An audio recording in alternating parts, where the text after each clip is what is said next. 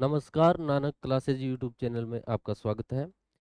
प्रथम श्रेणी अध्यापक परीक्षा की जो टेस्ट सीरीज चल रही है, उसी में हम क्रम संख्या 6 जो टेस्ट है उसका सॉल्यूशन आज करने जा रहे हैं।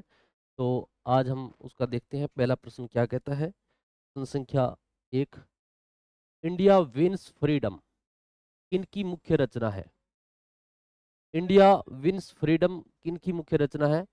मौलाना अबुल कलाम आज़ाद या गुलाम नबी आज़ाद या जवाहरलाल नेहरू या भीमराव अंबेडकर? तो इसमें क्या हो जाएगा? मौलाना अब्दुल कलाम आज़ाद का क्या आंसर हो जाएगा? मौलाना अब्दुल कलाम आज़ाद जो है वो राष्ट्रीय कांग्रेस के सबसे लंबे समय तक अध्यक्ष रहे थे। ये रहे थे 1940 से लेकर 1946 तक लगातार ये अध्यक्ष रहे थे राष्ट्रीय कांग्रेस के। तो इन्हें राष्ट्रीय कांग्रेस अध्यक्ष का सबसे लंबा कार्यकाल वाले अध्यक्ष कहा जाता है।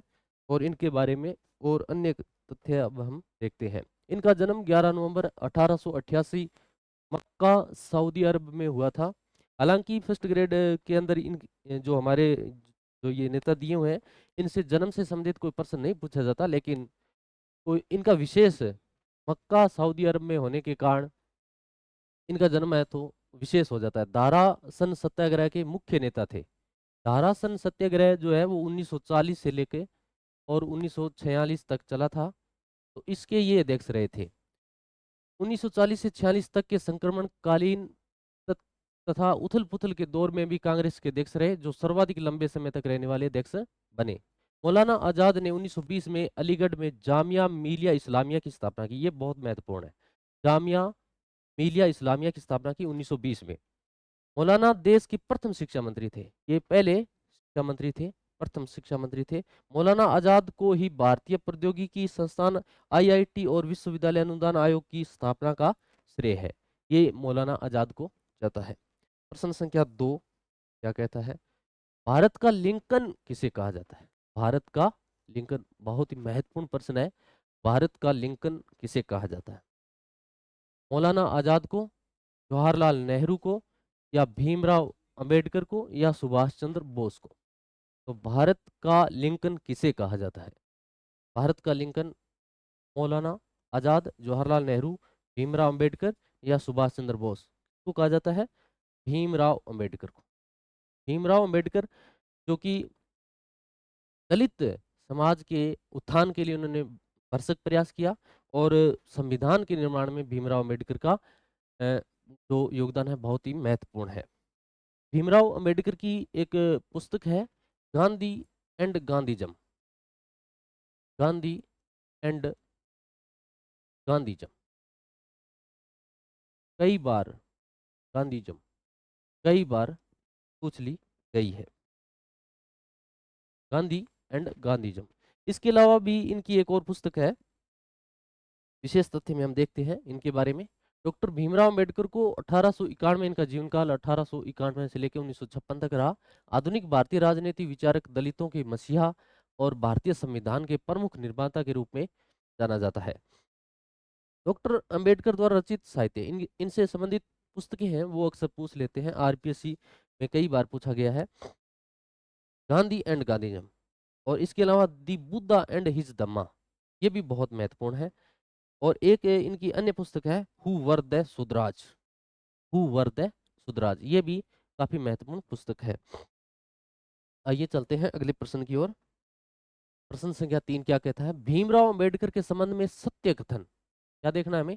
सत्य कथन। पहले हमें सत्य कथन देखना है। डॉक्टर भीमराव अंबेडकर के शब्दों में जीवन की सफलता अछूतों का स्तर मानवता के स्तर तक लाने में है। 3 अप्रैल 1927 में इन्होंने बंबई में एक पाक्षिक समाचार पत्र बहिष्कार भारत का प्रकाशन किया था। डॉक्टर भीमराव अंबेडकर ने अगस्त 1936 में इंडिपेंडेंस लेबर पार्टी की स्थापना की। के बाद में अखिल भारतीय अनुसूचित जाति संघ में बदल दिया गया। कूट के माध्यम से कूट के माध्यम से सत्य कथन की हमें पहचान करनी है। क्या केवल सत्य है, या 2 और 3 सही है, या केवल 3 सही है, या फिर सभी कथन सत्य है? बात का हमें पता करना है। तो ये भीमराव अंबेडकर के बारे में सभी बातें क्या है? सत्य है। कि उन्होंने अछूतों का स्तर, मानवता स्तर को ऊंचा करने के लिए कार्य किया। 3 अप्रैल बम्बई में पाक्षिक समाचार बहिष्कार भारत का भी प्रकाशन किया। इसके अलावा उन्होंने 1936 में ये लेबर पार्टी की स्थापना भी की। तो सभी कथन इसमें क्या हो जाएंगे, आपके सत्य हो जाएंगे। चलिए आगे, भीमराव अंबेडकर के बारे में कुछ महत्वपूर्ण बातें। डॉक्टर अंबेडकर ने दलित वर्गों को संगठित संघर्ष की प्रेरणा दी और यह प्रारंभ मध्य सत्याग्रह से हुआ है। ये मध्य महत जो महद सत्याग्रह है, ये भीमराव अंबेडकर से संबंधित है और ये बहुत महत्वपूर्ण है।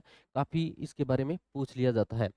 8 अगस्त 1930 को, ये डेट महत्वपूर्ण है, 8 अगस्त 1930 को नागपुर में, कई बार पूछा गया है, नागपुर में आयोजित अखिल भारतीय दलित वर्ग सम्मेलन की इन्होंने अध्यक्षता की थी। किसकी अध्यक्षता की थी? अखिल भारतीय दलित वर्ग सम्मेलन हुआ था 8 अगस्त 1930 को, उसकी अध्यक्षता इन्होंने की है। प्रश्न संख्या 4, निम्न में से कौन भारतीय संविधान की पांडुलेखन या मैन्युस्क्रिप्ट, पांडुलेखन या मैन्युस्क्रिप्ट समिति का अध्यक्ष था? तो इसको पांडुलेखन भी बोल देते हैं, इसको प्रारूप समिति भी कहते हैं, प्रारूप समिति भी कहा जाता है, प्रारूप समिति भी कह देते हैं। इसके अलावा इसको मसौदा समिति भी कहा जाता है, मसौदा समिति भी कहा जाता है, मसौदा समिति भी इसको कहा जाता है, पांडुलेखन समिति भी कह देते हैं, मैन्युस्क्रिप्ट भी कहा जाता है। तो इसके अध्यक्ष कौन थे? क्या मौलाना आजाद थे, या बी आर अम्बेडकर थे, सुभाष चंद्र बोस थे, या फिर राजेंद्र प्रसाद थे? कौन थे इनके अध्यक्ष? थे बी आर भीमराव अम्बेडकर। भीमराव अम्बेडकर के बारे में अपने काफी बातें की है, 2-3 पुस्तकें वह महत्वपूर्ण है। और इसके अलावा 1930 से लेकर 1932 के बीच ब्रिटिश सरकार द्वारा आयोजित 3 गोलमेज सम्मेलनों में अंबेडकर ने दलित वर्ग के प्रतिनिधित्व के रूप में भाग लिया। अब ये देखिए, गोलमेज सम्मेलन हुए थे ब्रिटिश में, ब्रिटेन में। गोलमेज क्या होता है? जैसे ये गोल मेज हो गया, और यहाँ विद्वान बैठेंगे, यहाँ विद्वान बैठेंगे, यहाँ विद्वान बैठेंगे, यहाँ विद्वान बैठेंगे। यहाँ क्या रहेगा? या समस्यात्मक मुद्दे रहेंगे। तो ये गोलमेज सम्मेलन हुए थे 1930, 1931 और 1932। इन तीनों सम्मेलनों में भाग लिया था किसने? भीमराव अम्बेडकर ने। तीनों सम्मेलनों में किसने भाग लिया था? भीमराव अम्बेडकर ने। इसके अलावा 16 अगस्त 1932 में घोषित रेमजे मैकडोनाल्ड सांप्रदायिक अधिनिर्णय में दलित वर्ग को एक अल्पसंख्यक समुदाय के रूप में मान्यता प्रदान करते हुए उनके लिए मताधिकारों की मांग की। किसने की मांग? दलित वर्ग के लिए मताधिकारों की मांग किसने की? बी आर अम्बेडकर ने। इसीलिए तो इनको, इनका दलितों का मसीहा कहा जाता है, बी आर अम्बेडकर ने। इसीलिए इनको क्या कहा जाता है? दलितों का मसीहा। चलते हैं आगे नए क्वेश्चन पर। The problem of the rupee, the problem of the rupee 1923 रचना किसकी है? कौन सी पुस्तक? द प्रॉब्लम ऑफ द रूपी किसकी रचना है? बी आर अम्बेडकर की है, एस आर वर्मा की है, ए आर शर्मा की है, या जे एल नेहरू की है? तो अब आपको बताना है ये किसकी है। द प्रॉब्लम ऑफ द रूपी महत्वपूर्ण पुस्तक है। इससे पहले भी हम भीमराव अंबेडकर की पुस्तकों के बारे में पहले चर्चा की है कि गांधी एंड गांधीजम और हिज बुद्धा एंड हिज धम्मा, ये पुस्तक थी। इसके अलावा द प्रॉब्लम ऑफ रूपी भी महत्वपूर्ण है, ये भीमराव अंबेडकर की है। किसकी है? भीमराव अंबेडकर की है। भीमराव अंबेडकर जेएल नेहरू, जवाहरलाल नेहरू के नेतृत्व में बने भारत के प्रथम मंत्रिमंडल के विधि मंत्री थे। प्रथम विधि मंत्री थे कौन? भीमराव अंबेडकर। कानून मंत्री के रूप में उनका सबसे अधिक प्रमुख कार्य हिंदू कोड बिल था। हिंदू कोड बिल था। अब ये हिंदू कोड बिल क्या था? हिंदू कोड बिल देखो आप, हिंदू कोड बिल क्या था? हिंदू कोड बिल भारतीय सामाजिक, भारतीय सामाजिक नागरिकों के, नागरिकों के हितों हेतु, हितों हेतु कुछ प्रयास किए गए थे। हितों हेतु कुछ प्रयास किए गए थे, किए गए क्या प्रयास किए गए थे कि उनके सामाजिक जीवन स्तर को उच्च करने के लिए भीमराव अम्बेडकर ने कुछ प्रयास किए थे। इसके अलावा महिलाओं को संपत्ति में हिस्सा दिलवाने के लिए, इसके अलावा महिलाओं के तलाक से संबंधित कुछ मुद्दे इसमें थे हिंदू कोड बिल में। तो हिंदू कोड बिल के प्रारूपकार के रूप में अम्बेडकर को अनेक लोगों ने आधुनिक मनु की संज्ञा दी। किसकी संज्ञा दी? आधुनिक मनु की संज्ञा दी। किसने? कुछ लोगों ने, अनेक बहुत सारे विद्वानों ने और लोगों ने जो इनके समर्थक थे, उन्होंने कहा कि आप क्या हो? आधुनिक युग के मनु हो। क्यों? क्योंकि इन्होंने दलितों की समस्याओं को, उनके जीवन स्तर को उच्च उठाने के लिए भरसक प्रयास किए थे। तो चलते हैं आगे वाले प्रश्न की ओर। अब आते हैं, ये थे इंडियन हिस्ट्री के प्रश्न। अब मैनेजमेंट के प्रश्न शुरू होते हैं और मैनेजमेंट के प्रश्नों में आता है, ये एक विद्वान का नाम है हेनरी फ्योल। कौन है? Henry Fayol. का नाम आया है हेनरी फ्योल। बहुत महत्वपूर्ण है। हेनरी फ्योल ने एक सूत्र दिया था। हेनरी फ्योल का सूत्र है जो वो है POCCC। ये सूत्र बहुत बार पूछा जाता है, जो कि लिखा पड़ा है POCC। POCC के रूप में सी का अर्थ नहीं है। यहाँ क्या पूछा है कि इनमें से सी का अर्थ नहीं है, यानी जो तीन है वो तो सही है, एक इसमें से गलत है। तो इसमें क्या है? देखो, इनका सूत्र है, पी का मतलब है प्लानिंग। क्या है? प्लानिंग। प्लानिंग। पी का मतलब है प्लानिंग। ओ का मतलब है ऑर्गेनाइजेशन यानी संगठन। ऑर्गेनाइजेशन यानी संगठन। सी का मतलब है कमांड यानी कमांड, आदेश। कमांड का मतलब हो गया आदेश। और इस सी का मतलब हो गया कोर कोऑर्डिनेटिव कोऑर्डिनेटर यानी समन्वय। समन्वय। और ये जो सी है वो हो जाएगा कंट्रोल। ये हो जाएगा सी का मतलब कंट्रोल।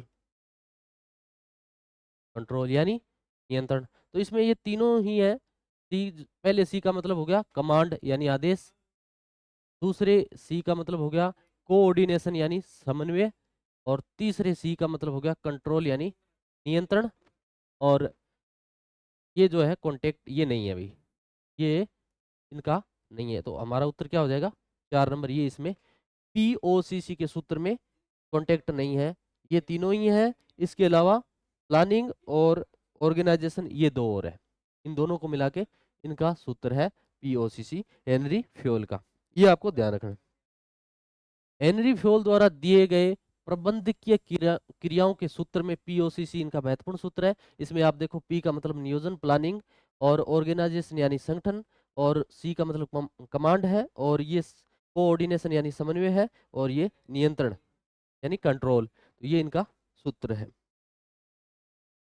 प्रश्न संख्या 7, वैज्ञानिक प्रबंधन का जनक किसे कहा जाता है? वैज्ञानिक प्रबंधन का जनक किसे कहा जाता है? ये बहुत महत्वपूर्ण प्रश्न है, वेरी इंपॉर्टेंट प्रश्न है, कई बार पूछ लिया गया है और युगों युगों से चलता आ रहा है। तो इसलिए अब हमें बताना है वैज्ञानिक प्रबंधन का जनक किसे कहा जाता है। क्या हेनरी फ्योल को कहा जाता है, जो पीछे हम सूत्र पढ़ के आए? FW टेलर को कहा जाता है, या मैक्स वेबर को कहा जाता है, या फिर तेम्बा बबूमा को कहा जाता है? नहीं, तेम्बा बबूमा तो ये वेस्ट इंडीज के क्रिकेट खिलाड़ी है, इनको तो नहीं कहा जाएगा, इसको हटा दो। तीन बचे हैं, Henry Fayol, FW Taylor, Max Weber. किसको कहा जाता है? तो हेनरी फ्योल को क्या कहा जाता है? हेनरी फ्योल को देखो आप, हेनरी फ्योल को प्रबंधन में, इसमें प्रबंधन में सिद्धांतों का जनक कहा जाता है। क्या कहा जाता है? सिद्धांतों का जनक। सिद्धांतों का जनक किसको कहा जाता है? हेनरी फ्योल को। तो इनको तो नहीं कहा जाएगा। अब ये बच गया FW टेलर को। वैज्ञानिक प्रबंधन, वैज्ञानिक प्रबंधन का जनक किसे कहा जाता है? FW टेलर को कहा जाता है। ठीक है, चलिए आगे देखते हैं क्या है। FW टेलर, फेडरिक पर्सिस टेलर को वैज्ञानिक प्रबंधन का जनक कहा जाता है।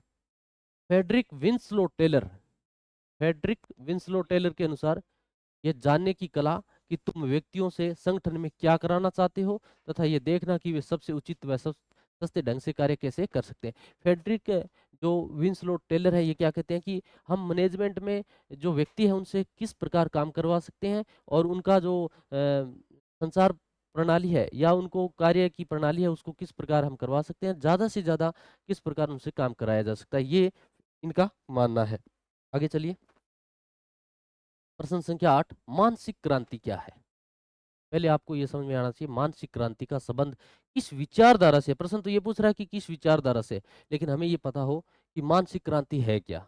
मानसिक क्रांति देखिए मैनेजमेंट के अंदर क्या है कि अगर हमारे मस्तिष्क में किसी भी संस्था को लेकर, उसके क्रियाकलापों को लेकर, उसके कार्मिकों को लेकर, उसके अधिकारियों को लेकर जो हमारा सिस्टमेटिक ढंग होता है उसको किस प्रकार से काम किया जाए, उसको हम क्या कहेंगे, मानसिक क्रांति कहेंगे। तो ये किस विचारधारा से है? क्या ये वैज्ञानिक विचारधारा से है या व्यवहारवादी विचारधारा से है या ये व्यवहारवादी विचारधारा से है या मानव संबंध विचारधारा से है या नौकरशाही विचारधारा से है, ये हमें बताना है। तो ये किससे रहेगा?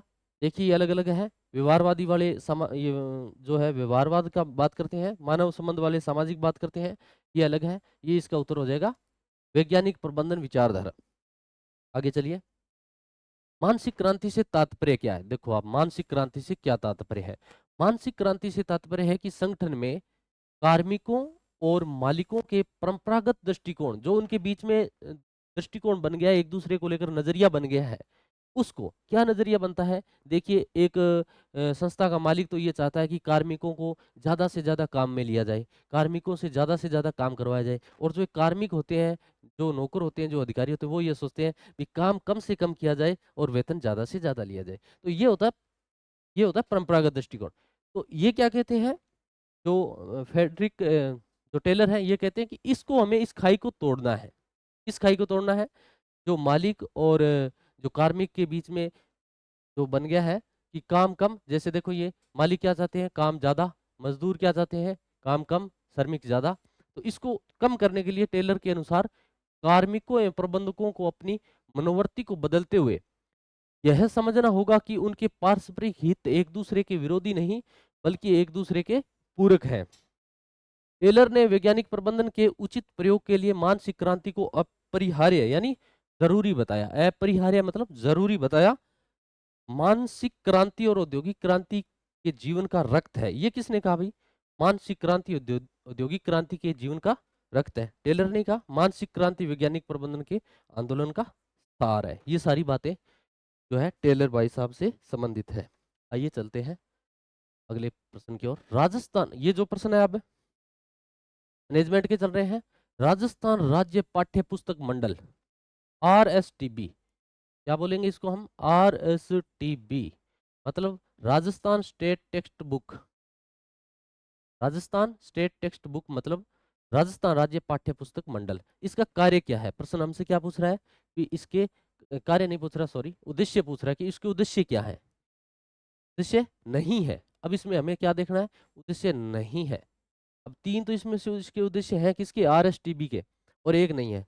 क्या ये पाठ्य पुस्तकों का मुद्रण कार्य करना है इसका? पाठ्य पुस्तकों का वितरण करना इसका उद्देश्य है? पाठ्य पुस्तकों की मांग करना इसका उद्देश्य है? या पाठ्यक्रम तैयार करना इसका उद्देश्य है? बताइए आप क्या है। तो इसका जो है वो पाठ्यक्रम ये तैयार नहीं करता भाई। क्या नहीं करता? ये पाठ्यक्रम ये तैयार नहीं करता। पाठ्यक्रम कौन तैयार करता है? RSCERT, RSCERT, Rajasthan Rajasthan state council education research training.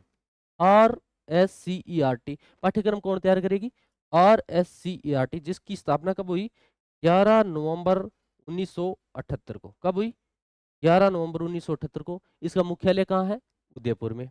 तो पाठ्यक्रम तैयार करने का कार्य किसका है? RSCERT का है। इस बात का हमें ध्यान रखना है। बाकी सारे काम इसके हैं। किसके? RSTB के। राजस्थान स्टेट टेक्स्ट बुक जो है इसके हैं। पाठ्य पुस्तकों का मुद्रण ये करता है, यानी का प्रकाशन वितरण बांटता है, और जो किताबें पुस्तकें हमारे विद्यालयों में कम रह जाती है तो फिर उसकी मांग भी यही करता है। बात की हमें ध्यान रखेंगे। चलते हैं आगे। इसके बारे में ये देखो, राजस्थान स्टेट पाठ्य पुस्तक मंडल क्या है? Rajasthan state text book board 1973 में इसकी स्थापना हुई थी भाई। 1973 में राजस्थान सरकार के एक प्रशासनिक आदेश द्वारा बोर्ड की स्थापना की गई, जिसे सोसाइटी एक्ट 1928 के तहत स्वायत्त संस्था के रूप में 29 दिसंबर 1973 को पंजीकृत किया गया, जो औपचारिक रूप से 1 जनवरी 1974 से अस्तित्व में आया। तो इसकी जो पंजीकृत स्थापना कब हुई? 29 दिसंबर 1973 को, और ये औपचारिक रूप से कब काम करने लगा? 1 जनवरी 1974 से। ये था हमारा आरएसटीबी। आगे चलते हैं। आरएसटीबी के मुख्य उद्देश्य क्या है? आरएसटीबी के मुख्य उद्देश्य देख लो क्या क्या है। एक तो ये मुद्रण एवं वितरण का कार्य करता है, पुस्तकों की मांग करता है, बिक्री हेतु वितरण करता है, और निशुल्क वितरण भी इसका कार्य है। इसके अलावा क्या नहीं है? पाठ्यक्रम निर्धारण एवं निर्माण का कार्य माध्यमिक शिक्षा बोर्ड राजस्थान या आरएससीईआरटी द्वारा किया जाता है। आरएसटीबी का कार्य सिर्फ पाठ्य पुस्तक की मांग एवं उनका मुद्रण एवं वितरण करना है। बात का हमें ध्यान रखना है। चलते हैं आगे। प्रश्न संख्या 10, ये वही आ गया। आरएससीईआरटी राजस्थान राज्य शैक्षिक अनुसंधान एवं प्रशिक्षण का कौन सा विभाग उदयपुर में नहीं है? देखिए भाई, आरएससीईआरटी के 6 विभाग है। कितने विभाग है? 6 है। वो इसमें से 4 तो दिए हुए हैं, और इसी में से एक ऐसा है, 4 तो ये लगातार है, 2 और है। तो इसमें से कौन सा विभाग है वो उदयपुर में नहीं है? तो हमें एक बात का ध्यान रखना है, एकमात्र जो विभाग है वो अजमेर में है, बाकी 5 विभाग उदयपुर में है। बाकी 5 विभाग उदयपुर में है। बाकी 5 विभाग क्या है? उदयपुर में। तो कौन सा? पाठ्यचर्या, पाठ्यपुस्तक, सामग्री निर्माण और मूल्यांकन प्रभाग, ये उदयपुर में भी है। शैक्षिक अनुसंधान सर्वेक्षण आकलन एवं नीति परिप्रेक्ष्य प्रभाग, यही उदयपुर में है। शिक्षक शिक्षा विभाग ये भी उदयपुर में है। शैक्षिक प्रौद्योगिकी, सूचना एवं संचार प्रौद्योगिकी, ये जो है ना, शैक्षिक प्रौद्योगिकी एवं सूचना वाला, ये मात्र कहाँ है? ये अजमेर में है। ये कहाँ है? अजमेर में। एकमात्र सूचना प्रौद्योगिकी वाला जो है वो अजमेर में है। बाकी ये जो 4 है वो उदयपुर में। इसके अलावा आगे देखते हैं कितने 6 भाग इसके। देखो, पहला कौन सा है? पाठ्यचर्या, पाठ्यपुस्तक निर्माण, सामग्री मूल्यांकन प्रभाग 1। शैक्षिक अनुसंधान सर्वेक्षण आकलन एवं नीति परिप्रेक्ष्य प्रभाग 2। शिक्षक शिक्षा विभाग 3। शैक्षिक प्रौद्योगिकी, सूचना एवं संचार प्रौद्योगिकी प्रभाग 4। सर्वांगीण विकास एवं सामाजिक न्याय प्रभाग 5। आयोजना प्रबंधन एवं वित्त प्रभाग 6। ये 6 भाग कहाँ है? किसके हैं? आरएससीईआरटी के। इसमें से ये भाग है ना, सूचना संचार प्रौद्योगिकी वाला, ये एकमात्र अजमेर में है। हाँ, ये अजमेर में। बाकी पांचों के पांचों कहाँ है? उदयपुर में। इस बात का हमें ध्यान रखना है। चलिए आगे। प्रश्न संख्या 11, राजस्थान माध्यमिक शिक्षा बोर्ड की समितियों में शामिल नहीं है। राजस्थान माध्यमिक शिक्षा बोर्ड, राजस्थान माध्यमिक शिक्षा बोर्ड की समितियों में शामिल नहीं है। अब इसमें से कौन सी भी समिति, इसकी समिति होती है राजस्थान माध्यमिक शिक्षा बोर्ड की, इसमें एक शामिल नहीं है। आवेदन पत्र समिति तो है, वित्त समिति ये भी है, मान्यता समिति ये भी है, आरक्षण समिति ये नहीं है। आरक्षण समिति माध्यमिक शिक्षा बोर्ड से संबंधित नहीं है। तो ये हमारा क्या हो जाएगा? 4 नंबर हो जाएगा, 4 नंबर। चलिए आगे, ये देख लो आप। आरबीएससी, राजस्थान माध्यमिक शिक्षा बोर्ड, बीएसईआर, इसको मैं आर बी एस ई नहीं sorry R B S E, RBSC, इसको मैं आरबीएससी भी लिख सकता हूँ। यानी बीएसईआर बोल दो या आरबीएससी बोल दो। एक होता है आरपीएससी, देखिए आप, आरपीएससी। आरपीएससी तो राजस्थान पब्लिक सर्विस कमीशन है। RBSC Rajasthan board secondary education, ये अलग है। ठीक है, तो इस बात का हमें ध्यान रखना है। इसकी कुछ समितियां हैं, कमेटी है, देखो आप कौन कौन सी है। आवेदन पत्र समिति है, वित्त समिति है, परीक्षा समिति है, परीक्षा फल समिति है, पाठ्यक्रम समिति है, और पाठ्यचर्या समिति है, मूल्यांकन समिति है, और मान्यता समिति है। प्रत्येक समिति के सदस्यों का कार्यकाल 3 वर्ष है। ये महत्वपूर्ण बात है, इस बात का हमें ध्यान रखना है। किसमें? माध्यमिक शिक्षा बोर्ड आरबीएससी में। आरबीएससी में ये समितियां हैं, और इस समिति के प्रत्येक समिति के सदस्यों का कार्यकाल कितना है? 3 वर्ष का है। ये हमें इस बात का विशेष ध्यान रखना है। कई बार पूछ लिया जाता है। आगे प्रश्न देखो, लहर का पूरा नाम क्या है? लहर का पूरा नाम क्या है, ये हमें बताना है। तो लहर का पूरा नाम है learning enhancement activity in Rajasthan, या learning everything act of Rajasthan, या learning eyes book account in Rajasthan, live every one amount in Rajasthan. बताइए इसमें से क्या है, लहर का पूरा नाम क्या है? तो प्यारे साथियों, लहर का नाम हो जाएगा learning enhancement activity activity in Rajasthan. ये क्या है लहर?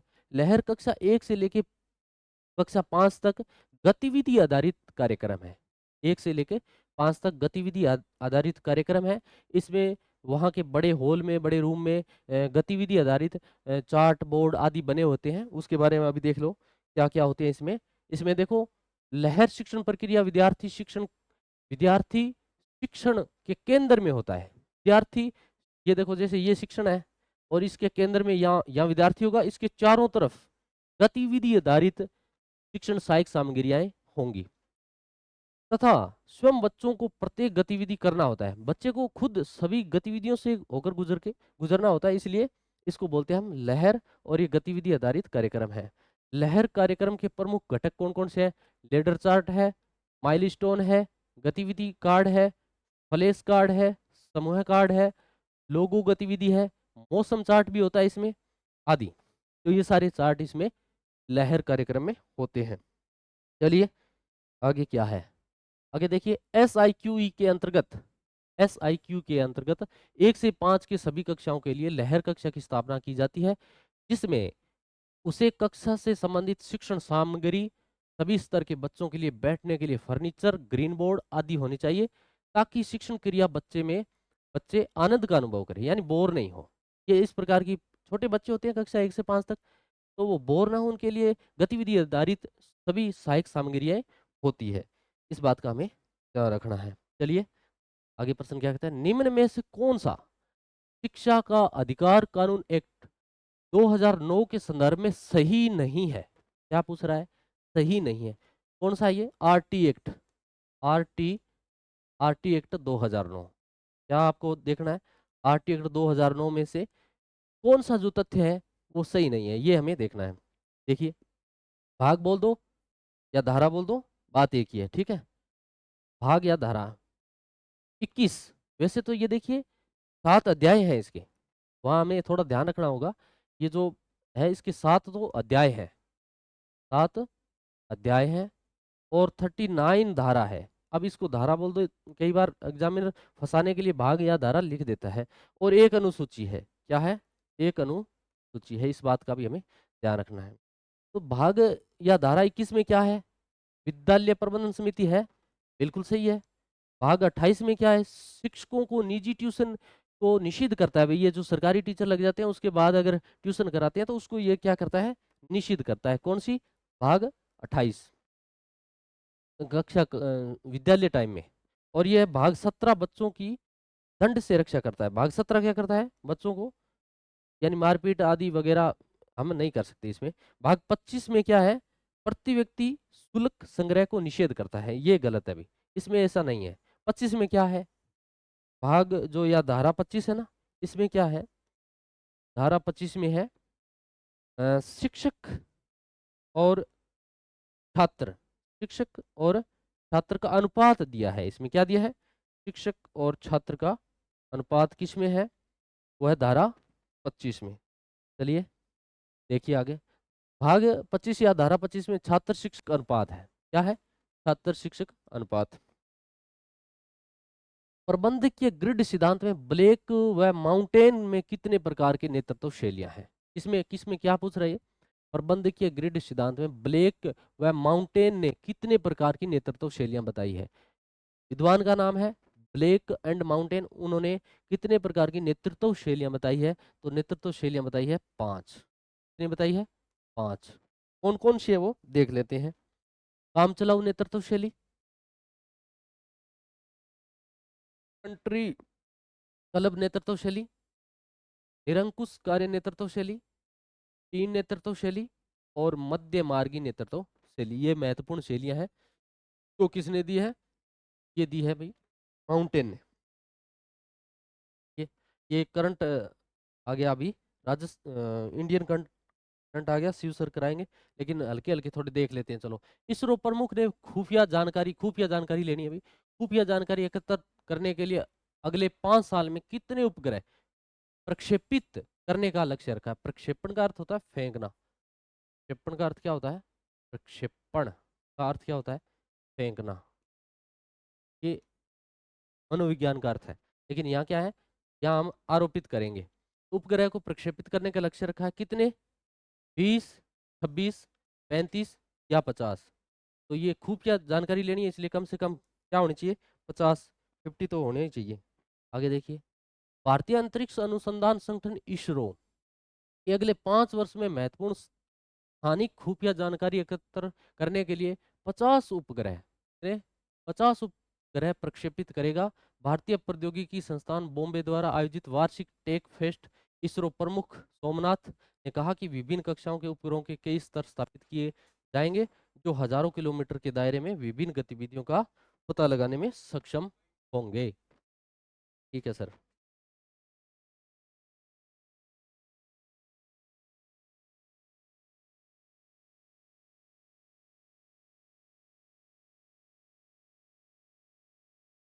काकरापार, काकरापार कहाँ है? गुजरात में। ये हमें ध्यान रखना है, महत्वपूर्ण स्थान है। काकरापार कहाँ है? गुजरात में। काकरापार परमाणु ऊर्जा स्टेशन में 2 नए दबाव युक्त भारी जल रिएक्टर, क्या? भारी जल रिएक्टर में कुल निवेश कितना है भाई? भारी रिएक्टर में निवेश करना है तो कितना करना पड़ेगा? कम से कम अभी पीछे हुआ है, मोदी जी ने जो किया है, ये 22,500 करोड़। कितना? 22,500 करोड़ निवेश किया है। आगे, प्रधानमंत्री नरेंद्र मोदी जी ने दक्षिण गुजरात के नवसारी में काकरापार परमाणु ऊर्जा केंद्र में 22,500 करोड़ रुपए की लागत के 2 नए हेवी वाटर रिएक्टर का लोकार्पण किया है। ये महत्वपूर्ण बात है। प्रश्न संख्या 17, भारतीय नौसेना ने BrahMos air space private limited के सहयोग से एक विस्तारित दूरी वाली ब्रह्मोस सुपर सोनिक क्रूज, क्या? सुपरसोनिक क्रूज मिसाइल का परीक्षण किया, जिसकी मारक क्षमता बतानी है हमें भी। हमारे सुपरसोनिक क्रूज है, ये महत्वपूर्ण मिसाइल है, तो इसकी मारक क्षमता कितनी हो सकती है? क्या 450 से 500 तक है, या 500 से 650 तक है, या 950 से 1200 है? नहीं, इतनी बड़ी नहीं है। 200 से 400 है क्या? नहीं। इसकी मारक क्षमता कितनी है? 450 से लेके 500 तक है। ठीक है, चलिए। भारतीय नौसेना आईएन ने ब्रह्मोस एयरफोर्स प्राइवेट लिमिटेड बीएपीएल के सहयोग से 24 जनवरी, कब? 24 जनवरी 2024 को विस्तारित दूरी वाली BrahMos supersonic cruise missile BrahMos ER का परीक्षण किया। ब्रह्मोस ईआर बुनियादी ब्रह्मोस मिसाइल का एक उन्नत संस्करण है, जिसकी रेंज लगभग कितनी होती है? 450 से लेके 500 किलोमीटर तक होती है। Yard 129, yard 129 LSAM 19 ammunition cum torpedo cum missile barge को messrs Suryadipta project private limited Thane Maharashtra में लॉन्च किया गया था। कब किया गया था? पहले के, दूसरे, तीसरे या पांचवें? बताओ भाई। ये जो है टोरपीडो है, ये टोरपीडो कब? तो ये हो जाएगा पांचवें। पांचवें गोला बारूद सह टोरपीडो सह मिसाइल बार्ज यार्ड 129 को commodore B Praveen WPS Mumbai Maharashtra द्वारा मेयर Suryadeep project private limited Thane में लॉन्च किया गया। ठीक है, चलो। अब देखो आगे, कलकत्ता में स्थापित बीकानेर प्रजामंडल का अध्यक्ष बनाया गया। देखिए, बीकानेर प्रजामंडल का अध्यक्ष तो था मग्गाराम बेद, मग्गाराम बेद। तो ये क्या हो जाएगा? इसकी स्थापना, बीकानेर प्रजामंडल की स्थापना कब हुई? बीकानेर प्रजामंडल स्थापना कब हुई? 1936 में। किसने की? मग्गाराम वेद ने। तो अध्यक्ष किसको बनाया गया? मग्गाराम वेद को। लेकिन ये क्या है? यह कलकत्ता में स्थापित बीकानेर राज्य प्रजामंडल, या क्या कर लो आप, बीकानेर राज्य प्रजामंडल। बीकानेर राज्य प्रजामंडल का अध्यक्ष बनाया गया था लक्ष्मी देवी आचार्य को। बीकानेर राज्य प्रजामंडल की स्थापना कब की गई? 1937 में। उसका अध्यक्ष किसको बनाया गया? लक्ष्मी देवी आचार्य। रघुवर दयाल और कुछ सदस्य इनके थे। आगे चलो।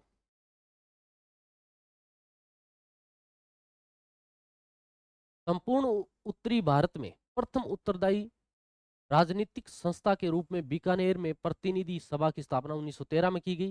बीकानेर राज्य में नादिर शाही नामक पुस्तिका विजय सिंह मेहता द्वारा लिखी गई। नादिर शाही, ये देखो कई बार इस पुस्तक को पूछा गया है। नादिर शाही पुस्तक कहाँ लिखी गई? बीकानेर राज्य में लिखी गई।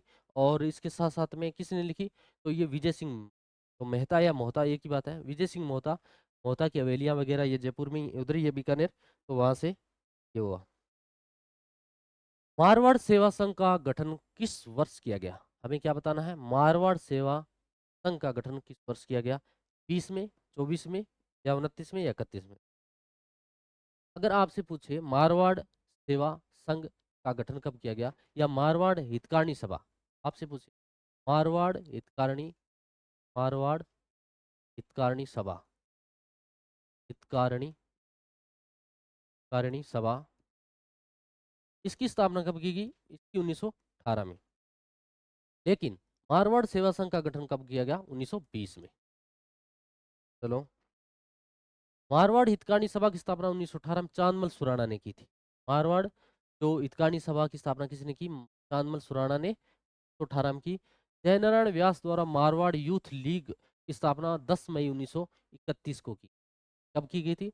Marwar youth league. Marwar youth league कई बार पूछ लेते हैं, मारवाड़ यूथ लीग, तो इसको याद कर लो आप, Marwar youth league, youth league 1931।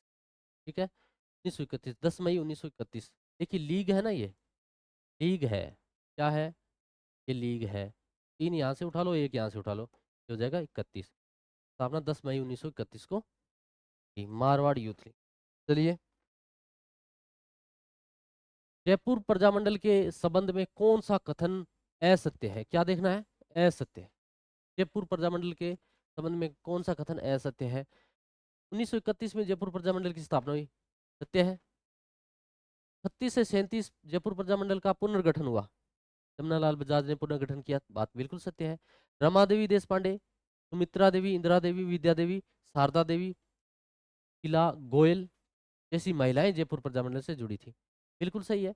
Rama Devi देश पांडे, सुमित्रा देवी, इंदिरा देवी, विद्या देवी, शारदा देवी, किला गोयल जैसी जो महिलाएं थी वो इससे जुड़ी हुई थी। जयपुर प्रजामंडल की 4 शाखाएं बम्बई, नागपुर, जलगांव और अकोला स्थापित की। नहीं, ये हमारा तथ्य क्या है? यहाँ जयपुर प्रजामंडल नहीं है, ये मेवाड़ प्रजामंडल की थी। किसकी थी ये? मेवाड़ प्रजामंडल की थी। मेवाड़ प्रजामंडल की 4 शाखाएं थी, जो कि बम्बई, नागपुर, जलगांव और अकोला में स्थापित हुई। तो ये बाकी 3 जो तथ्य हैं वो बिल्कुल सही। इसके अलावा हमसे पूछ ले भी, जयपुर प्रजामंडल से प्रमुख नेता पूछ लेते हैं कई बार, तो इसमें हमें ध्यान रखना है, हीरालाल शास्त्री, हीरालाल शास्त्री, रामकरण,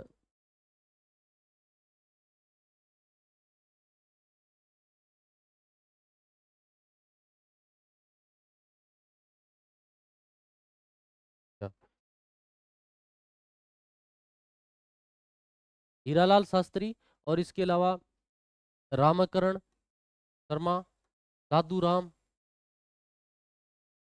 दादूराम और पूर्णचंद, पूर्णचंद, ये सदस्य भी जयपुर प्रजामंडल से जुड़े हुए थे। चलिए आगे। मेवाड़ प्रजामंडल की 4 शाखाएं बम्बई, नागपुर, जलगांव, अकोला स्थापित की गई। राजस्थान में स्थापित पहला प्रजामंडल जयपुर था, जिसकी स्थापना 1931 में कर्पूर चंद पाटने ने की थी। 5 अप्रैल 1931 को जयपुर में मोतीलाल दिवस मनाया जाता है। 5 अप्रैल 1931 को मोतीलाल दिवस मनाया जाता है। 12 मार्च 1939 को जयपुर प्रजामंडल द्वारा जयपुर दिवस मनाया जाता है, आगे। मारवाड़ लोक परिषद की स्थापना किस वर्ष की गई? मारवाड़ लोक परिषद की स्थापना कब की गई? 16 मई 38 को, 17 जून 1941 को, या 1 मई 1942 को, या 18 जुलाई 1944 को? तो हमने पीछे देखा, मारवाड़ लोक सेवा संघ 1920 में बनाया गया था, मारवाड़ लोक सेवा संघ, और मारवाड़ हितकारिणी सभा बनाई गई थी, मारवाड़ हितकारिणी सभा बनाई गई थी तो 18 को। मारवाड़ लोक परिषद की स्थापना कब की गई? 16 मई 1938 को। ये मारवाड़ी लोक परिषद के आंदोलन के महिलाओं का नेतृत्व महिमा देवी किंकर ने किया। किसने किया? महिमा देवी किंकर ने किया।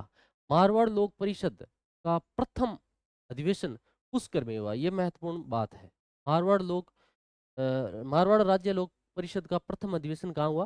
पुष्कर में हुआ। मारवाड़ लोक परिषद क्या है? ये देखो, मारवाड़ लोक परिषद क्या है नामक पुस्तिका के लेखक कौन है? अभयमल जैन। ये भी महत्वपूर्ण फैक्ट है कि अभयमल जैन कौन है? मारवाड़ लोक परिषद क्या है की पुस्तक। मारवाड़ में उत्तरदायी शासन दिवस 28 मार्च 1940 को मनाया गया। 21 जून 1936 को जोधपुर प्रजामंडल द्वारा शिक्षा दिवस मनाया गया। यह बहुत महत्वपूर्ण बात है। 21 जून 1936 को 21 जून 1936 को जोधपुर प्रजामंडल द्वारा शिक्षा दिवस, ये कई बार आरपीएससी या चयन बोर्ड द्वारा पूछा गया है।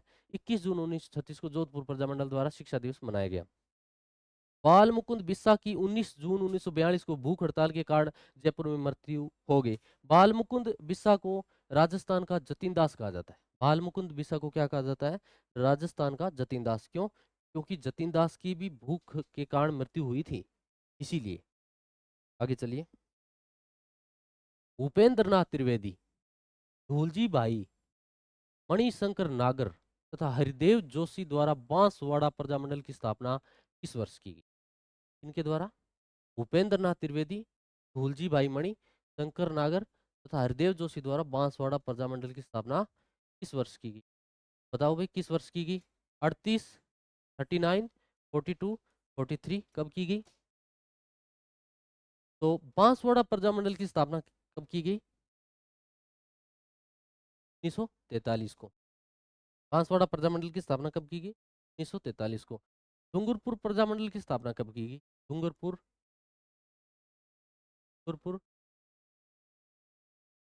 प्रजामंडल की स्थापना कब की गई? तो 44 को, भोगीलाल पांड्या के द्वारा भोगीलाल पांड्या के द्वारा भोगीलाल पांड्या के द्वारा। भूपेंद्र नाथ त्रिवेदी द्वारा 1943 में बांसवाड़ा प्रजामंडल की स्थापना की गई और इसका अध्यक्ष किसको बनाया गया? विनोद चंद कोठारी को। किसको बनाया गया? इसका अध्यक्ष किसको बनाया गया? बांसवाड़ा प्रजामंडल बांसवाड़ा प्रजामंडल बांसवाड़ा बांसवाड़ा प्रजामंडल का अध्यक्ष को बनाया गया? विनोद चंद हरी को बनाया गया। विनोद चंद हरी को बांसवाड़ा प्रजामंडल का अध्यक्ष बनाया गया। विनोद चंद कोठारी को बांसवाड़ा प्रजामंडल का अध्यक्ष बनाया गया। चलिए आगे चलते हैं। अब देखो, राजस्थान की ये कल्चर आ गया। सूची 1 को सूची 2 से मिलाना है। किसको? सूची 1 को सूची 2 से मिलाना है। यहाँ दिए हैं आभूषण और वहां दिए हैं अंग। दामना, होलरी, रखन, पीणी, ये आभूषण है। तो भाई दामना कहाँ पहना जाएगा? हाथ की अंगुली में। कहाँ पहना जाएगा? हाथ की अंगुली। होलरी पैर की अंगुली में। रखन रखन रखन दांत में। और फीणी नाक में। बाकी आप ये देख लेना। राजस्थान में प्रचलित प्रमुख आभूषण निम्न है। देखो, हाथ की अंगुली में कौन कौन से आभूषण? अंगीठी, अरसी अंगूठे में पहनी जाती है। पिंटी, दामड़ा, बिरसी आदि ये हाथ की होगी। पैर की अंगुली की क्या है? बिछिया, पग, पान, गोर, फोलरी, लचने आदि। दांत में देखो महत्वपूर्ण है, कई बार पूछ लेता है, दांत वाले ज्यादा पूछता है। रखन और चूंप। रखन और चूंप ये है। नाक में भी देखो चौंप, डूंग, फीणी, वाली, चिवण, वारी, ये सारा नाक के हो गए। कलाई के कौन से है? कंगन, कंकण, नोगरी, गोखरू, गजरो आदि ये हो गया। और ये बाजू के हैं तकमा, अड़कनी, खांच, अणत आदि, ये बाजू के। निम्न में से कौन सा वस्त्र पुरुषों का नहीं है? का नहीं है? पुरुषों का नहीं है। आत्मसुख है क्या? आत्मसुख होता है, एक लंबा सा चोगा होता है, वो आत्मसुख है, उसको भुगतरी कहते हैं। और वो अचकन है। तो क्या बच गया? नांदना, ये नहीं है। नांदना आदिवासी महिलाओं द्वारा प्रयुक्त किया जाने वाला प्राचीनतम वस्त्र है जो शाहपुरा भीलवाड़ा में बनता है। कहाँ बनता है नांदना? शाहपुरा भीलवाड़ा। अब तो एक शाहपुरा अलग से जिला बन गया है। चलो आगे। राजाशाही पगड़ी कहाँ की प्रसिद्ध है? कौन सी पगड़ी? राजाशाही। राजाशाही कौन सी पगड़ी होती है? एक ही रंग की पगड़ी होती है। एक ही एक ही रंग की एक ही रंग की पगड़ी होती है। रंग की पगड़ी होती है और उसमें सफेद बूंदें होती है। सफेद रंग की क्या होती है? बूंदें होती है। सफेद रंग की बूंदें, छोटी छोटी बूंदें होती है। उसको हम क्या कहते हैं? वो होती है राजाशाही पगड़ी। तो राजाशाही भी राजा कहाँ के थे? राजधानी कौन सी अपनी? जयपुर। जयपुर की राजधानी, जयपुर के राजा, जयपुर की राजाशाही पगड़ी। चलिए आगे। राजाशाही केवल एक ही रंग से तैयार साफा है। एक ही रंग से तैयार साफा है जिसमें सफेद बूंदें होती है। संभवतः राजा द्वारा इस्तेमाल किए जाने के कारण इसे क्या कहा जाता है? राजाशाही पगड़ी कहा जाता है।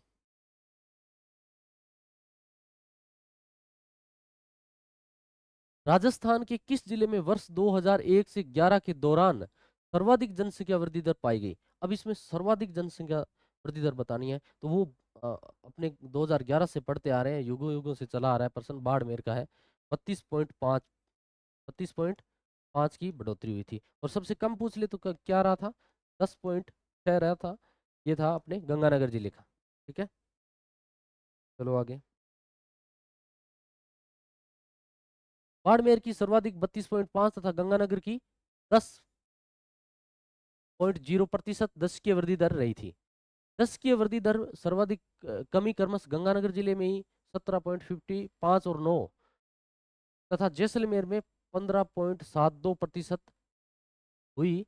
दशकीय वृद्धि दर में न्यूनतम कमी क्रमश जालौर में 0.60 से घटकर 26.39% तथा डूंगरपुर में 1.26% हुई।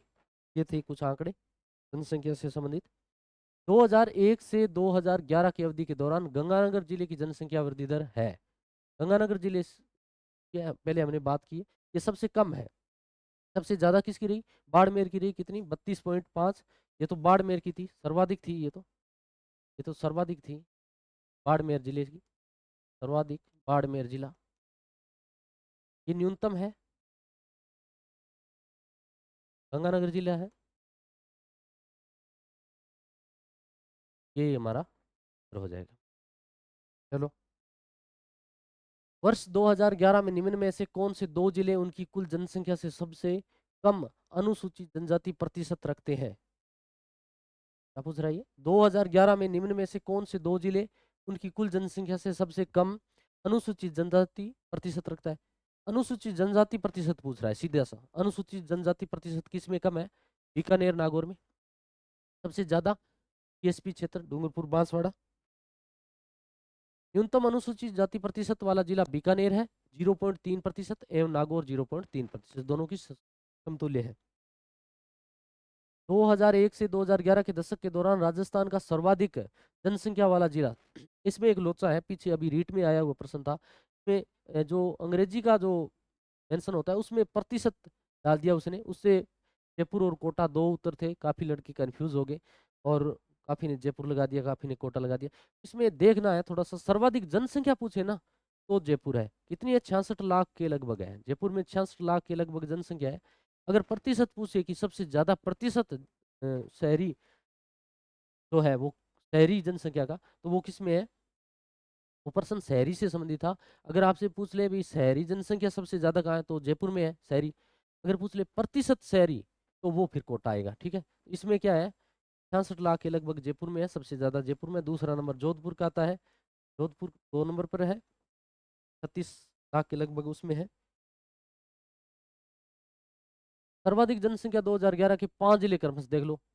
जयपुर में 66.26 लाख है, जोधपुर में 36.87 लाख है, अलवर में 36 है, 7.4 लाख, नागौर में 33 है, 0.7 लाख, और उदयपुर में 30 लाख के समथिंग है।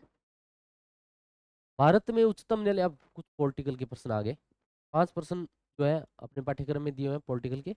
भारत में उच्चतम न्यायालय का उद्घाटन किस तिथि में हुआ था? अब इसमें देखो क्या पूछ रहा है। उद्घाटन पूछ लिया भाई साहब ने। क्या पूछा है? उद्घाटन पूछा है, गठन नहीं पूछा है। गठन कब हुआ? 26 जनवरी को।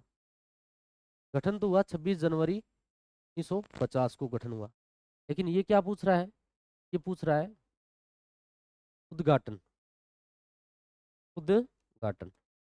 ये उद्घाटन पूछा है, तो उद्घाटन कब हो जाएगा? 28 जनवरी 1950 को। 28 जनवरी 1950 को हो जाएगा उद्घाटन। ठीक है, चलो आगे। भारत में एकीकृत न्यायपालिका है, एकीकृत न्यायपालिका है भाई, जिसकी अवधारणा 1935 की अवधारणा से ली गई। कहाँ से ली गई है? 1935 की अवधारणा, जो अधिनियम 1935 था वहां से ली गई। उच्चतम न्यायालय का उल्लेख भाग 5 से लेके 5 में 124 से 147 अनुच्छेद तक है। भाग कौन सा है? भाग तो है 5।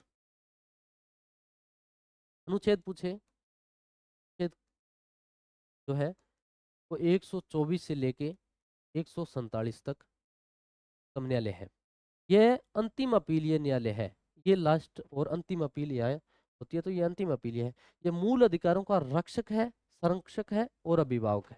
क्या है? मूल अधिकारों की रक्षा करता है, की संरक्षक प्रदान करता है और उसका अभिभावक है। सर्वोच्च न्यायालय संविधान का व्याख्याकार भी है। सर्वोच्च न्यायालय वो क्या है? संविधान का व्याख्याकार भी है, व्याख्याकार भी है। आगे चलो। सुप्रीम कोर्ट का गठन 26 जनवरी 1950 को किया गया। सुप्रीम कोर्ट का गठन कब किया गया? 26 जनवरी 1950 को किया गया। सुप्रीम कोर्ट का उद्घाटन 28 जनवरी 1950 को किया गया। सुप्रीम कोर्ट एसी की स्थापना के समय 1+7 क्या थे? 1+7 यानी कुल 8 न्यायाधीश होते थे। 8 न्यायाधीश, न्यायाधीश 8 न्यायाधीश। वर्तमान में 33-34। ये आगे। सत्य कथन की पहचान करनी। क्या करना है? सत्य कथन की पहचान करनी। क्या करना है? सत्य कथन की पहचान करनी। सत्य कथन की पहचान करनी है।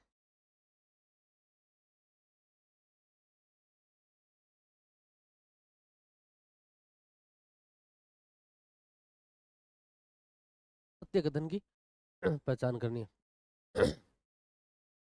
अनुच्छेद 124, सुप्रीम कोर्ट एससी का गठन एवं संरचना है क्या? अनुच्छेद 124(2), सुप्रीम कोर्ट यानी न्यायाधीशों की नियुक्ति है क्या? अनुच्छेद 124(3), सुप्रीम कोर्ट एससी न्यायाधीशों की योग्यता है क्या? कूट से सत्य कथन बताना है। क्या बताना है? कूट से। केवल 2 और 3 सही है क्या? केवल 3 और 2 सही है क्या? केवल 1 सही है क्या? या सारे ही कथन सही है? मेरे को लगभग सारे ही कथन इसमें क्या लग रहे हैं?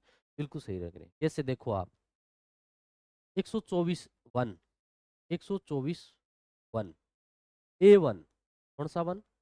A1, A1 यानी इसमें हमें गठन और संरचना करनी है, बिल्कुल A1।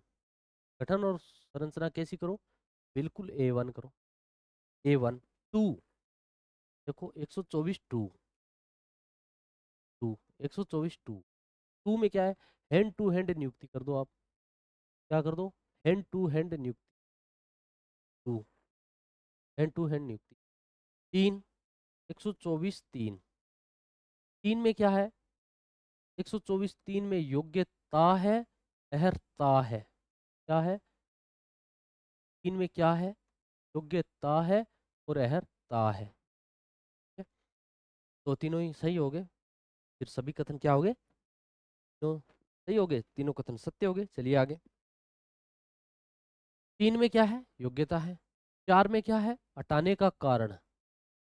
हटाने का कारण 4 में है। क्यों? क्यों भाई साहब ने चौका निकाल दिया भाई, हटा दो। हाँ, यहाँ से हटा के दूसरी जगह लगा दो। बिल्डिंग चेंज कर देते हैं ना जब चौका निकल जाता है। ये हटाने का कारण याद करने का तरीका है, अनर्थ नहीं ले। तो ये हो गया हटाने का कारण 4 में है। अनुच्छेद 124 में 5 में क्या है? उच्चतम न्यायालय के न्यायाधीशों को हटाने की प्रक्रिया संसद विधि द्वारा विनियमित कर सकेगी। ये है इसमें 5 में। और अनुच्छेद 124(6) में क्या है? शपथ। यहीं से शपथ लेते हैं, तो न्यायालय से ही शिक्षर लगाएंगे। शपथ लेते हैं तो न्यायालय से ही क्या लगाएंगे? लगाएंगे। ठीक है, ये हो जाएगा। थोड़ा सा याद करने के लिए होता है। और अनुच्छेद 124(7), 7 में क्या है? सेवा और शर्तें साथ साथ में। सेवा और शर्तें दोनों क्या है? साथ में रहते हैं, तो साथ में है। सेवा और शर्तें दोनों साथ है, साथ में ही है। चलिए आगे। उच्चतम न्यायालय में, उच्चतम न्यायालय से परामर्श करने की राष्ट्रपति की शक्ति का उल्लेख है में भाई। राष्ट्रपति का उल्लेख 137 में है, 135 में है, 141 में है या 143 में है? बताइए किस में है? क्या पूछ रहा है ये पूछ रहा है कि राष्ट्रपति जो है उच्चतम न्यायालय से विचार विमर्श कर सकता है, परामर्श ले सकता है।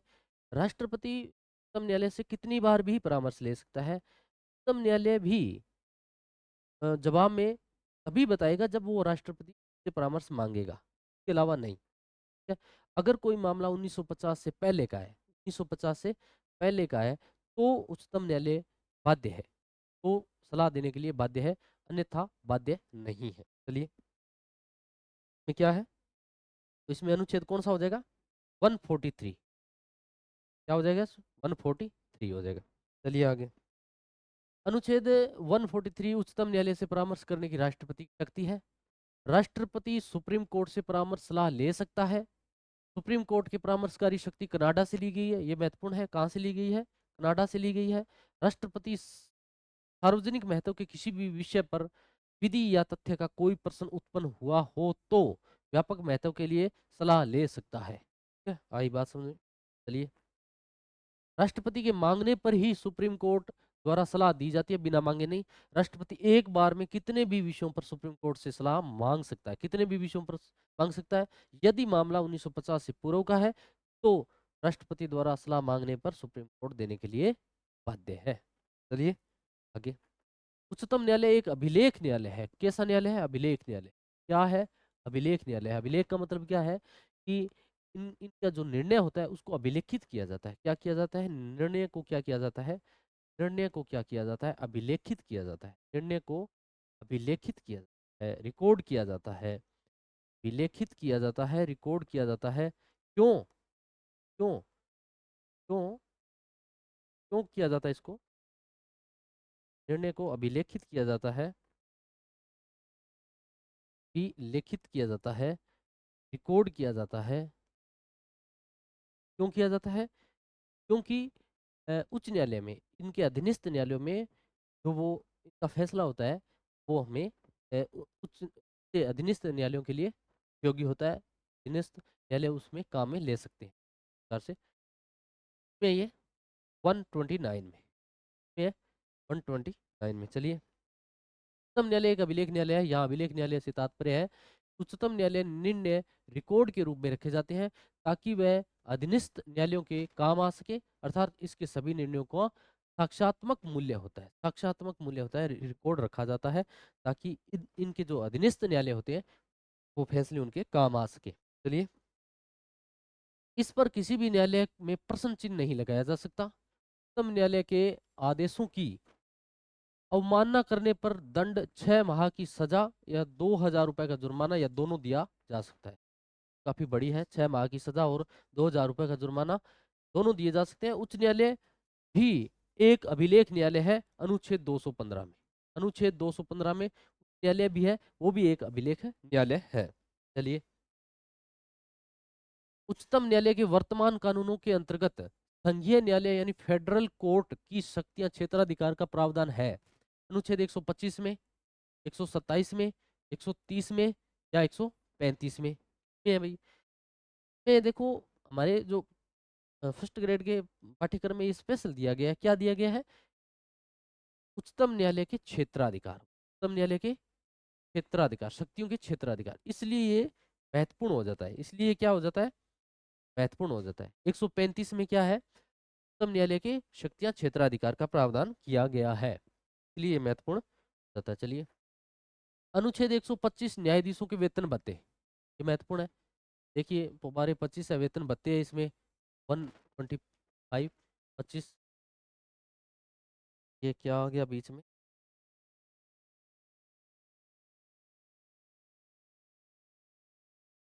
अनुच्छेद 127 यानी तदर्थ न्यायाधीशों की नियुक्ति। तदर्थ, ये भी महत्वपूर्ण है, कई बार पूछ लिया जाता है प्रश्न। 127, ये 127 तदर्थ न्यायाधीशों की नियुक्ति किसमें है? 127 में। तदर्थ न्यायाधीशों की नियुक्ति केवल और केवल कहाँ की जाती है? उच्चतम न्यायालय में की जाती है, उच्च न्यायालयों में नहीं की जा सकती। तदर्थ न्यायाधीशों की नियुक्ति भारत के मुख्य न्यायाधीशों द्वारा राष्ट्रपति की पूर्व अनुमति लेकर, राष्ट्रपति की पूर्व अनुमति लेकर फिर की जाती है। तदर्थ न्यायाधीशों की नियुक्ति का प्रावधान फ्रांस से लिया गया है। ये भी बहुत महत्वपूर्ण बात है। कहाँ से लिया गया है? फ्रांस से लिया गया है। कहाँ से लिया गया है? फ्रांस से लिया गया है। अनुच्छेद 130 उच्चतम न्यायालय का स्थान निर्धारण करने के लिए उल्लेखित है। 130 में क्या है? उच्चतम न्यायालय का स्थान दिया गया है। चलिए, बी आर अम्बेडकर को भारतीय संविधान की जननी किसने कहा भाई? ये बताओ, बहुत ही महत्वपूर्ण प्रश्न है। बी आर अम्बेडकर को भारतीय संविधान की जननी किसने कहा? एक प्रश्न पॉलिटिकल का यहाँ आया है अलग से। चलो, ये किसने कहा? के वी राव ने कहा, नेहरू ने कहा, गांधी ने कहा, पटेल ने कहा, किसने कहा? तो ये के वी राव ने कहा। के वी राव ने कहा। बी आर अम्बेडकर का जन्म 14 अप्रैल 1891 मध्य प्रदेश के महू छावनी में हुआ। कहाँ हुआ? महू छावनी में। उनकी जयंती 14 अप्रैल को समर दिवस के रूप में मनाया जाता है। इन्होंने संविधान को पवित्र दस्तावेज की संज्ञा, क्या कहा इन्होंने? संविधान को पवित्र दस्तावेज की संज्ञा दी। इन्होंने इन्हें 1990 में मरणोपरांत भारत रत्न पुरस्कार से सम्मानित किया गया। 1990 में इन्हें भारत रत्न से सम्मानित किया गया भाई। ये संप्रेषण क्या है? देखिए, संप्रेषण क्या है, पहले तो ये समझते हैं संप्रेषण क्या है। संप्रेषण होता है एक दूसरे के विचारों का आदान प्रदान, यानी मैं मेरे विचारों का आपके सामने आदान प्रदान कर रहा हूँ, आप इसको समझते हैं, ये क्या हो गया? संप्रेषण हो गया। तो अब आप समझो संप्रेषण क्या है। संप्रेषण दूसरों की भावनाओं विचारों को जानने व समझने की प्रक्रिया है। क्या है? जानने व समझने की प्रक्रिया है। यह परिभाषा किसने, ये परिभाषा पूछ रहा है अभी, किसने दी? एंडरसन ने दी, इस्ट ने दी, रोजर्स ने दी, या एडगर डेल ने दी? एडगर डेल का तो महत्वपूर्ण है अनुभव शंकु। क्या? अनुभव शंकु। इन्होंने तो अनुभव शंकु दिया और फेमस हो गए। अनुभव शंकु दिया और ये क्या है? सिद्ध हो गए। तो पीछे क्या बच गए? एंडरसन। एंडरसन की ये परिभाषा ये है। एंडरसन, नहीं नहीं नहीं, परिभाषा है, हाँ ठीक है, एडगर डेल। एडगर डेल ही रहेगा ये। अनुभव शंकु और दोनों इसे एडगर डेल ही रहेंगे। संप्रेषण दूसरे की भावनाओं और विचारों को जाने, हाँ ठीक है, यही। संप्रेषण का सामान्य अर्थ है विचारों का आदान प्रदान। संप्रेषण का विचारों का आदान प्रदान।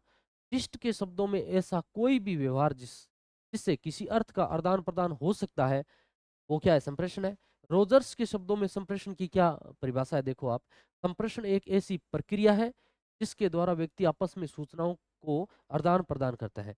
रोजर्स क्या कहता है कि संप्रेषण एक ऐसी प्रक्रिया है जिसके द्वारा व्यक्ति आपस में सूचनाओं का आदान प्रदान करता है रोजाना। ये देखो, रोजर्स रोजाना यही कहता है कि संप्रेषण एक दूसरे की आपस में सूचनाओं का आदान प्रदान हम रोजाना डेली करते हैं। तो रोजर्स ने यही कह दिया, एक जैसी समय सीमा बना लेता है। चलिए आगे। संप्रेषण की विशेषताओं के संदर्भ में सत्य कथन क्या देखना है हमें? सत्य कथन। कौन सा कथन? सत्य। हमने देखा संप्रेषण क्या है, विचारों का आदान प्रदान है। पीछे हमने दो विद्वानों की परिभाषा देख ली है, कि हमें समझ में आ गया है कि क्या है। अब ये पूछ रहा है कि संप्रेषण की विशेषता के संदर्भ में सत्य कथन बताने हैं। भी इसमें से सारे ही सत्य है या एक आधा कोई असत्य भी है? संप्रेषण दो पक्षों के बीच में होता है क्या? भेजने वाला और प्राप्त करने वाला। बिल्कुल सही। संप्रेषण एक सामाजिक व मनोवैज्ञानिक प्रक्रिया है। बिल्कुल सही, एक सामाजिक और मनोवैज्ञानिक प्रक्रिया है। यह एक उद्देश्य युक्त और अभिप्रेरणा युक्त है। बिल्कुल उद्देश्य तो होगा, कोई न कोई तो उद्देश्य होता है हर व्यक्ति का जो संप्रेषण पहुंचाता है। अभिप्रेरणा युक्त भी है।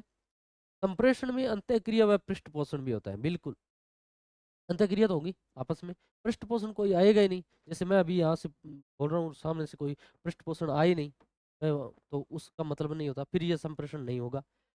संप्रेषण कला और विज्ञान दोनों है। संप्रेषण क्या है? कला और विज्ञान दोनों है। कूट से सत्य कथन की पहचान करो। केवल एक तीन चार सही है, केवल दो चार पांच सही है, केवल चार पांच सही है, या सारे ही कथन सही है? तो इसमें बिल्कुल भाई सारे ही कथन क्या है? बिल्कुल सत्य है, कोई मिथ्या नहीं है, और सारे के सारे कथन बिल्कुल सत्य है। चलिए, संचार प्रक्रिया का सही क्रम निम्न में से कौन सा है? संचार प्रक्रिया, देखो संचार किस प्रकार होता है, क्या प्रक्रिया है? संप्रेषण का संदर्भ पहले आएगा, फिर संदेश भेजने वाला, फिर एनकोडिंग, फिर माध्यम, फिर डिकोडिंग, ये रहेगा। या संदेश भेजने वाला पहले आएगा, संप्रेषण का संदर्भ बाद में आएगा, या एनकोडिंग आएगा, या डी कोडिंग बाद में आएगा? ये क्या आएगा? देखो भाई, संदेश भेजने वाला पहले आएगा, संप्रेषण का संदर्भ आएगा, डिकोडिंग आएगा, मध्यम आएगा, क्या आएगा बताओ? और संदेश भेजने वाला, संप्रेषण का संदर्भ, डिकोडिंग नहीं। पहले आता है संदर्भ, क्या रहेगा, पहले आएगा संदर्भ, फिर आएगा भेजने वाला, फिर आएगा एनकोडिंग, फिर आएगा माध्यम, फिर आएगा डिकोडिंग। देखो ये तो ठीक है, इनमें थोड़ी समस्या रहती है। ये एनकोडिंग है, ए पहले आएगा, ये डिकोडिंग है, डी बाद में आएगा। बात का हमें ध्यान रखना है। संप्रेषण प्रक्रिया के तत्व, संप्रेषण का संदर्भ आएगा पहले, संदेश भेजने वाला आएगा दूसरा, संदेश आ जाएगा, एनकोडिंग आएगा, संदेश को संकेत या प्रतीक के रूप में लिखने को क्या बोलते हैं हम, एनकोडिंग बोलते हैं। एनकोडिंग क्या कहते हैं, संदेश को संकेत या प्रतीक को लिखना होता है ना, उसको हम क्या कहते हैं, एनकोडिंग कहते हैं। माध्यम क्या होता है भाई, जिसके द्वारा संदेश भेजेंगे, जैसे फोन के द्वारा भेज रहे हैं तो फोन माध्यम हो गया, और कंप्यूटर के द्वारा हो गया तो कंप्यूटर माध्यम हो गया। रिकॉर्डिंग संदेश प्राप्त करता के अनुवाद करता है और वह समझता है, ये डिकोडिंग हो गया। संदेश ग्रहण करता हो गया पृष्ठ, ये इस प्रकार का स्ट्रक्चर है किसका, संप्रेषण का, ये हमें समझना। चलिए, प्रशासनिक स्तर पर संप्रेषण का प्रकार कितना है। प्रशासनिक स्तर पर, प्रशासनिक स्तर पर संप्रेषण का प्रकार क्या है, प्रकार नहीं है, अधोगामी, ऊर्ध्वगामी, क्षैतिज या वैध संप्रेषण। ठीक है, तो अधोगामी कौन सा होता है, ऊर्ध्वगामी कौन सा, क्षैतिज। अधोगामी तो होता है भाई उच्च से निम्न, उच्च से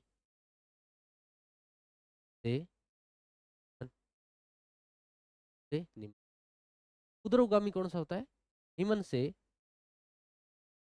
निम्न से उच्च,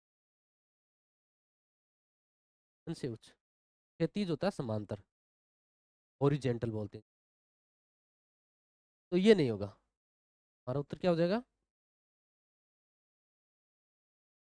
ये नहीं है। अधोगामी, ऊर्ध्वगामी, क्षैतिज तीनों ही है।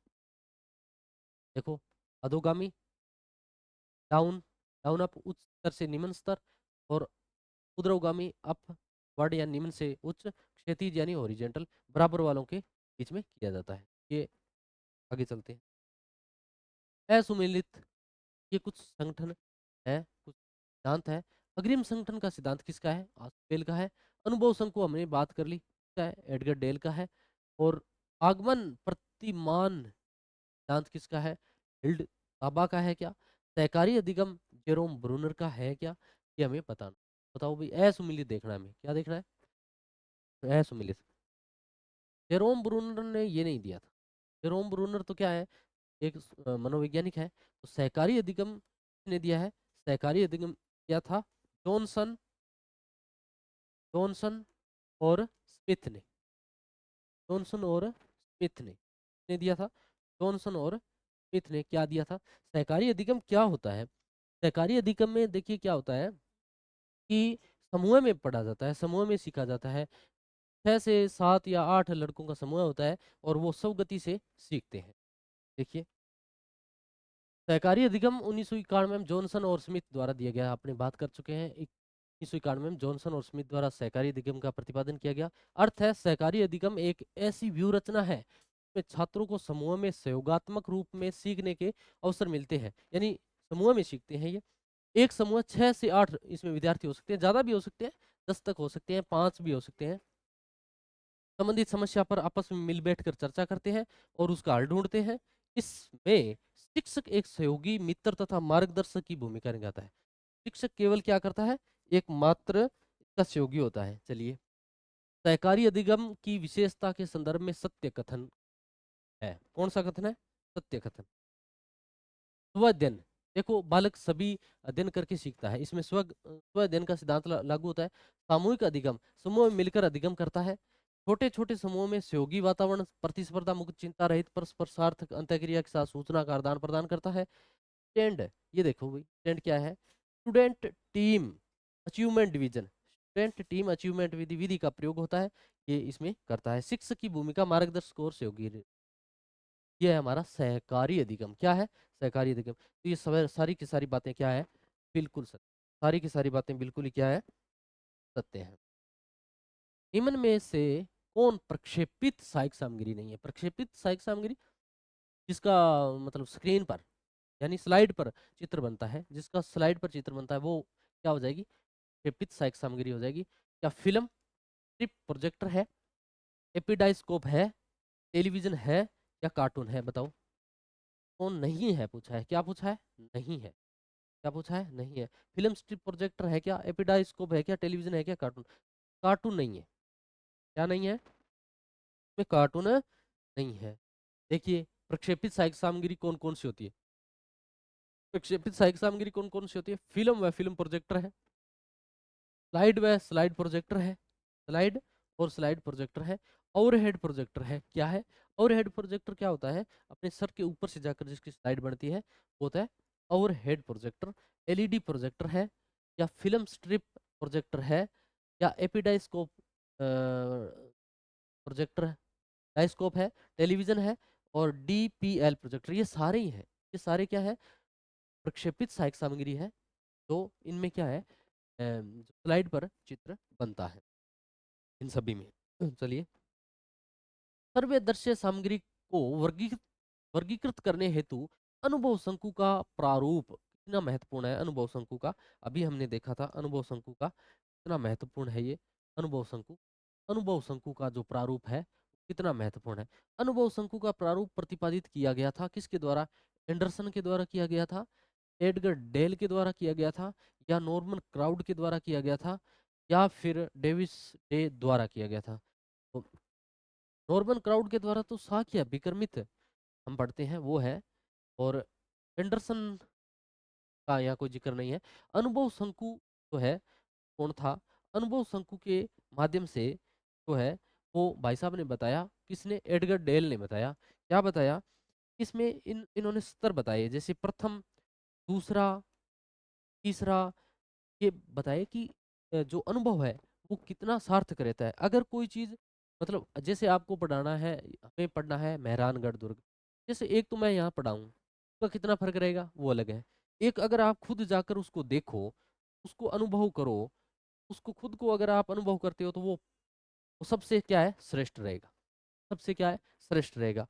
एक दूसरा जैसे मैंने उसको आपको बताया, तो वो उसका प्रभाव इससे कम रहेगा, उसका प्रभाव इससे कम रहेगा। इस प्रकार आगे आगे जैसे चलते हैं उनकी प्रभावशीलता कम होती जाती है। इसलिए वो उन्होंने, एडगर डेल भाई साहब ने क्या बताया? अनुभव संघ बताया। या आ गया अनुभव संघ देखो, प्रत्यक्ष व परोक्ष अनुभव स्वयं के वास्तविक अगर आप खुद प्रत्यक्ष अनुभव कर लेते हैं तो वो चीज स्थायी हो जाती है। दूसरा, अन्य व्यक्तियों के अनुभव, अगर दूसरे व्यक्तियों के अनुभव को जानकर हम उसको, तो वो इससे कम प्रभावित होगी। हालांकि प्रभावित होगी लेकिन इससे कम होगी।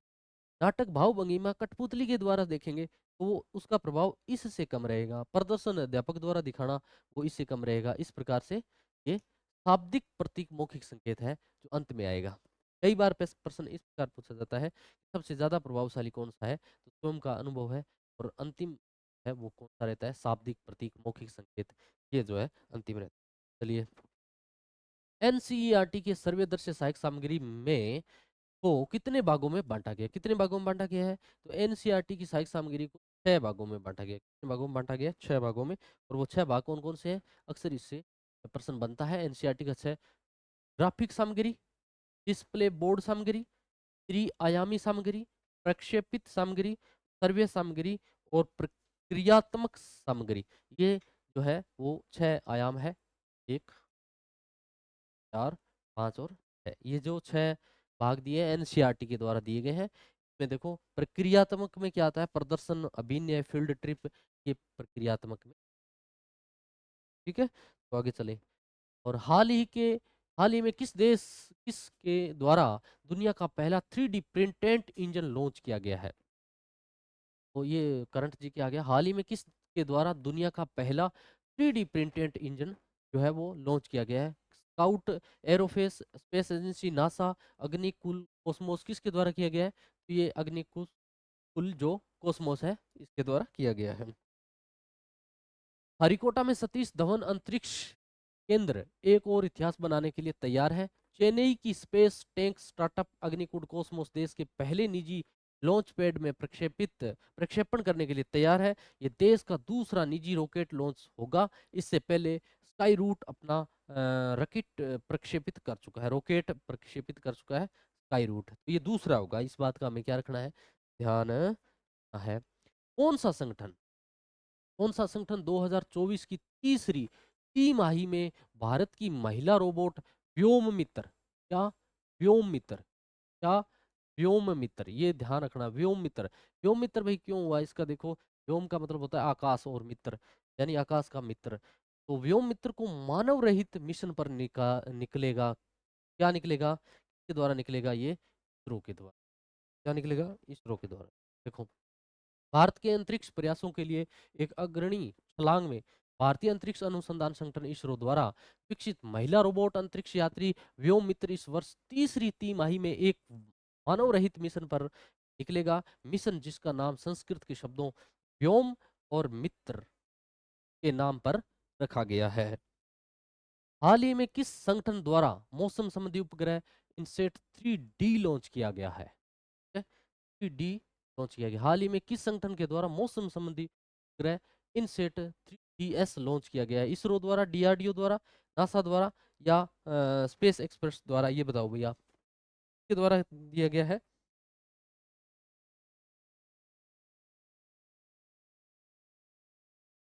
तो हाल ही में किस संगठन द्वारा मौसम संबंधी सेट 3DS लॉन्च किया गया? इसरो द्वारा। ठीक है, चलिए आगे। भारतीय अंतरिक्ष संगठन इसरो द्वारा अपने नवीनतम मौसम उपग्रह इनसेट 3D को लॉन्च किया गया है। मौसम पूर्वानुमान और आपदा प्रबंधन बढ़ाने के लिए डिजाइन किया गया है। हाल ही में X9 शांत सुपरसोनिक विमान का अनावरण किस संगठन ने किया है? किस संगठन ने? किसका? X9 का। एक्स ने किया है X9 का, ने किया है X9 का, लॉन्च किया है, बताओ।